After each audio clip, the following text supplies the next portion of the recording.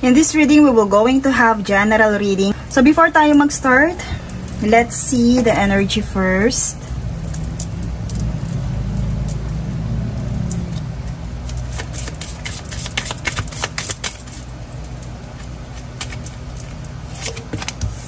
Okay, so my loves,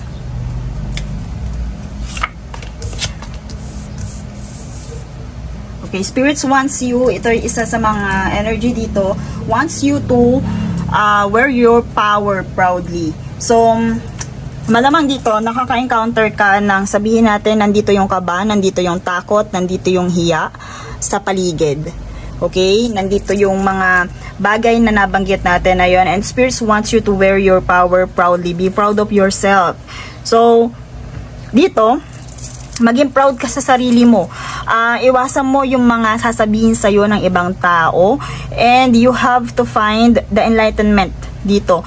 Kumbaga, that it works, or sabihin natin kung isa sa mga message dito, malaking focus ng message na to is yung pagmamahal mo sa iyong sarili. You have to trust yourself. You have to be proud of yourself. So, tingnan natin, bakit ano ba yung pinaghagutan ng energy na to? Bakit yung spirits wants you to wear your power? Unapologetically. Parang gusto niyang i-take back yung power mo. Kumbaga, nandito ba, meron bang nang-aapak sa'yo? Or saan to nanggaling? Ayan. Ayan. Okay. So, dito, puro about sa'yo talaga to. Yung ano na to. Something is about to happen.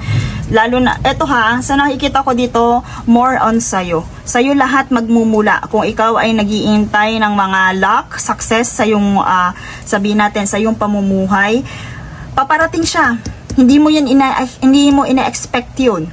Sparks, ayan o, nakita natin may sparks. Meron, kumbaga, bigla ka na lang magugulat dun sa mga success and blessings na paparating sa buhay mo. Pero dito, right now, spirits wants you na huwag kang matakot or maging confident ka sa mga pwedeng mangyari sa iyong life. Maging confident ka sa mga pwedeng mangyari sa iyong life. I also hear na meron kang ikinukulminate na something na kung saan ay magkakaroon ka ng financial stability. So dito, andyan lumito my love, so nakalagay dito sa Empress card natin itong self-worship. So kumbaga dito, pag na-nurture sa sarili, iyon yung kumbaga ina-advise sa'yo ni spirits. Pag na-nurture sa sarili, you have to find all the divinity within you. Ito, in-nurture, alagaan ng sarili. May paparating na financial stability, profit, nandyan din. And surprisingly, hindi mo yun inaasahan, okay? Hindi mo siya inaasahan. Kaya kung ano man yung nararamdaman mong takot right now, anxiety man yan, ayan. So, loyalty of a friend, ayan, napakaganda, you are supported. Ang mga favorable ng yung mga cards, my loves, ang favorable ng cards mo. Bakit ka natatakot? Bakit ka nangihina? Or bakit ka kinakabahan? Kumbaga dito, maaaring meron, pwede ding nandyan din ang renovation kasi nandito yung tower cards natin. Building again. Andyan yung tower cards natin. And sabihin natin, merong opportunity, magandang opportunity, yes. About stability, about building. Kasi nandito yung tower card natin. And yan nga, hindi mo na-expect kung kailan darating. Pero opportunity, ayan o. Malinaw na malinaw. Yung darating sa'yo, yung big changes na darating sa'yo ay opportunity. Nandito yung growth eh. Kumbaga, you have to let go kung ano man yung fear na yan. Look, doon ka nakatingin sa, kumbaga nakatingin ka pa rin. Pero spirits, sabihin natin, inaaya ka nilang mag-move forward towards this growth. Okay? You have to trust them kasi, andyan o, pero nakalingon ka pa rin dun sa, sabihin natin, kinatatakutan mo yan, sa heartache, sa pain. Nakalingon ka pa rin. Pero my loves, oh, nandito, sabihin natin, kung feeling mo walang nakakaintindi sa'yo, andito naman, lumitaw naman na meron darating sa'yo na support, may darating sa'yong, ayan o, loyal friendship with this. At ito, kumbaga, maaari ito yung blessings na upcoming for you. May taong darating sa'yo para matulungan ka at makakapag-contribute ng growth sa buhay mo. And this is major decision. My loves, this is major decision kasi ano to opportunity. And i-strike yan na parang kasing bilis ng kidlat. Okay? Kasing bilis ng kidlat, my loves. Kumbaga naririnig mo to ngayon, hindi mo siya ina-expect right now na paparating na to. Okay? Parang napakatahimik na bigla na lang magi-spark sa life mo. So, you have to let it go. Huwag ka nang lumingon doon sa nararamdaman mong resentment na every time na naalala mo yun, naluluha ka. Kasi nandini you have to wear your power proudly. Tingnan mo kung paano niya mahalin yung sarili niya sa salamin. And kung kung iintay mo, darating ayan merong major decision and choices na darating sa'yo. Opportunity. So, kung ano man yan yung mga balak mong gawin, you are supported. You are supported. So, let's see. Para mas ma-direct ka pa dito sa life decision na paparating sa'yo. Oh, ayan na naman, my loves. Nurturing. Nurturing,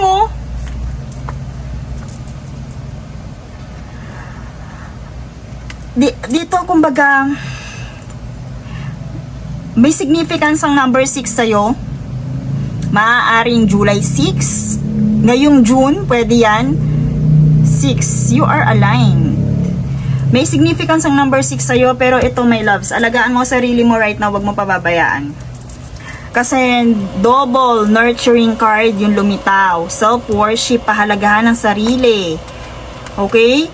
Kumbaga, kung ano man yung gumagambala sa isipan mo, nagkokos sa'yo ng fear and anxiety, let it go. Kasi hindi siya nakakatulong. Kumbaga, ikaw, you are meant to have independence, independent wealth, my loves. Panghawakan mo to. Independent wealth with our 9 of Pentacles. Diba? Kumbaga, dito, andyan ang stability, ang security coming for you. And iyan ay sabihin natin, magmumula yan sa mga supportive na tao sa paligid mo. Ayan na naman, take care of your heart, my loves, with rose quartz. You have to take care of your hearts, lalo na when you feel like you always have to be the one to have it all, to work the hardest, all together for everyone else. Take care of your heart. Yun ang ibig sabihin. Unahin mo sarili mo, mahalin mo sarili mo, alagaan mo ang sarili mo. Okay? Kasi kumbaga walang ibang, kumbaga dito nakatadhana ka naman para sa growth Raise your vibration with our Tektite card. So you have to, sabihin natin, kadalasan you are overburdened. You are overburdened. Tado kang self-critical, my loves. You are overburdened. So you have to raise your vibration and take care of your heart, also yung sarili mo with this. Panghawakan mo. Helping and healing, nandyan din. And sabihin na natin, ito, doon lumabas to. Maganda yung talaga dito sa, ito na naman look at the stars. Look at the shine. Ayan, look at the stars, the shine. And ito na naman with meteorite, my loves. Meteorite to. Connect to your star stuff. Okay? Kung sa tingin mo, parang masyado kang nahihirapan i-connect ang iyong dreams sa reality, you have to, sabihin na nating children of stars. You're destined for something Okay? wish coming true for this meteorite. Meteorite card to. And andito na naman sa star, oh. Wish coming true, my loves. Huwag kang panghinaan ng loob. Okay? Matutupad din yan. And sabihin natin kung sa iniisip mo ngayon walang taong makakatulong sa'yo, meron. Nandito yung mga supportive, loyal friendship. Nakatanda na yun sa'yo. At kayo ay papunta doon sa growth. Sabihin natin, ito ay destined sa'yo with this spirituality. Kumbaga, sabihin na natin soul tribe mo. Ayan, peace. There's no need to worry as everything is working out beautifully. There is no need to worry, my loves. There is no need to worry as everything is working out beautifully. Ayan na nga, 'di ba? Kanina ko pa inani stars na to. Blossoming, okay? You are just getting started. Huwag kang mainip. Huwag kang mainip. You are destined for something. And ito yung perfect time para mag-start ulit or mag-start na. Okay. So let's see more confirmation for this fertility. Kasi sabi dito, it is the perfect time for you to start new project. Meron ka bang gustong gawin? Ayan. My loves, divining card natin dito, fertility. Ano yung tungkol dito sa perfect time na to? And sabi dito, time to make a move. Kung meron kang gustong gawin, kung meron kang pinaplanong gawin, yes, this is the right time for you. Okay? Kasi, kumbaga, reverse to ng card na to with the Two of Swords. Pag dyan, parang napaka-difficult pa ng decision. Pero dito, kung meron kang pagdidesisyonan at nasa isip mo na, yes, this is the right time to make it. Okay? Let's see naman about this. Ano tong sisimulan? Saan itong may kinalaman? Tingnan natin. Okay, so natural born leader. Oh, lumitaw na may vision dito. Meron ka nga mga pinaplano, my loves. Lumitaw na naman dito yung vision and power. Double confirmation. You have to be optimistic, my loves. Kasi nandito na naman yung vision. Ayun o, vision. And this is also a vision card. With this King of Swords. Okay? You have to figure it out. Ano ba yung mga gusto mong gawin? At kailangan mo na yan. Kung kunyari, halimbawa, meron kang business na gustong pasukin, yes, this is the confirmation na it is the right time na pasukin mo na siya. Okay? Last one for this piece.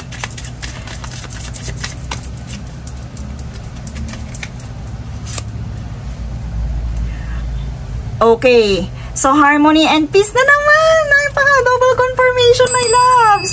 Tingnan nyo. In-inquire natin dito. Eto. Look at the significance of each deck, diba? So, pag nag-inquire tayo, sinasagot niya napakalakas ng ating connection right now. So, dito sa piece na to, no need to worry. As everything is working out, then lumitaw na naman dito yung conflict avoidance. Yes, my loves, this is very timely. Kung ano man yung inyong plano, yes, this is the right time to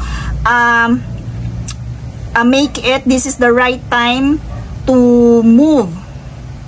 Nagawin ito. This is the right time. Lumitaw na eh. This is the perfect timing. And time for you to start. Okay? Kumbaga, kung meron ka nasa isip mo ng mga plano, decision, yes. Yes, confirmation, yes. You are supported.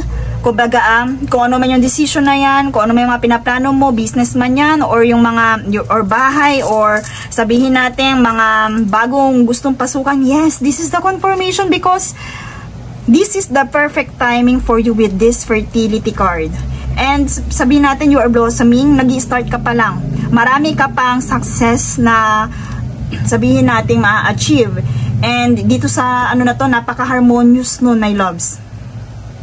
You have to release the tension and conflict. Kung meron ka man sama ng loob, talikuran mo na siya kasi papunta ka naman dito sa success na hinihiling mo eh.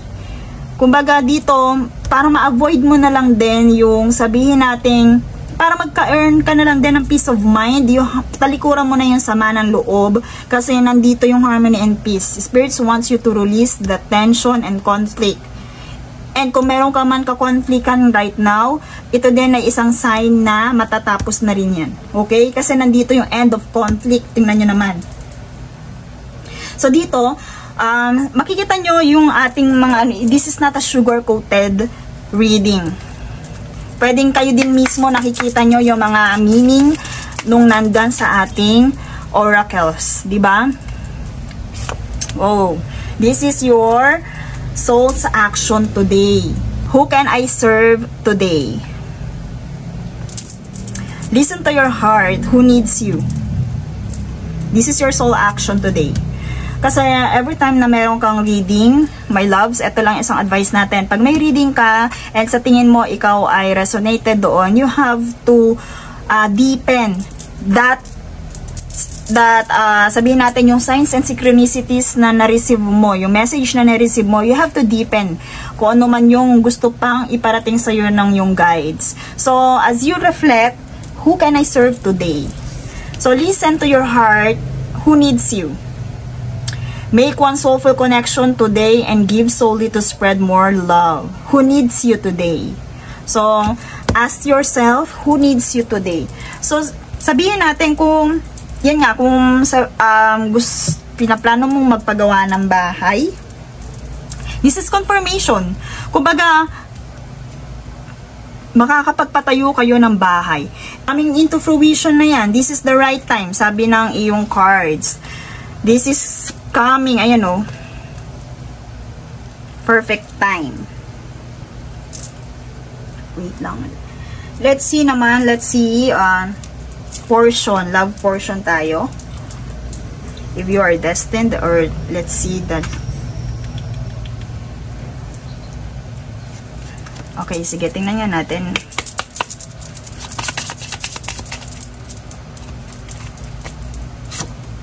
Ayan, my loves, from Lovely Clover, happiness appears. Yes, confirmation din. No dark cloud possess near. So, good luck.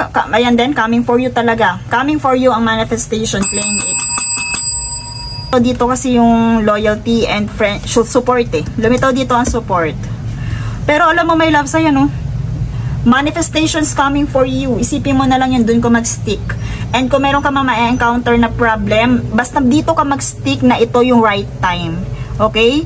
You are just getting started. Maaaring ito napakalaki ng pagbabago niyan sa yung life journey because of this Tower. Hindi lang yan basta changes. Big changes yan, my loves. Manifestations coming for you and also good luck.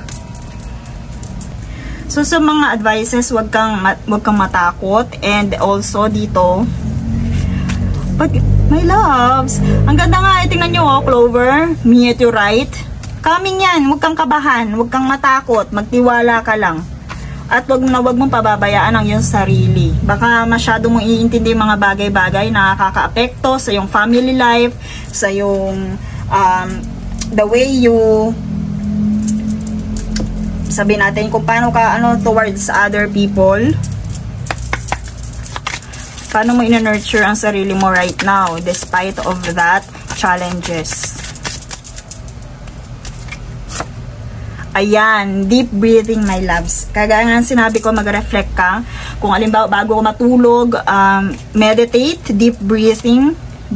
Ayan. Kailangan mo din, kung wala kayong humidifier sa bahay, you have to take yung mga anti-anxiety na oil, kagaya ng lavender. My loves, kailangan mo yan right now. Okay? Kailangan mo yan right now. Ayan, connect with your womb. Okay? Kung may partner ka, ito is, sabihin natin, yung fertility nandito, you have to listen to your body. Ano ba kailangan ng body mo? Kung kailangan mo ng pahinga, magpahinga ka, and i-incorporate mo na dyan yung smell. Okay? Kailangan mo bago yung energy. So, yan, malinaw na malinaw, kailangan mo talaga ng mga anti-anxiety na smell. At isa na sa recommend natin dyan is lavender. Okay? And that's all for this reading. Thank you so much and see you in my next one.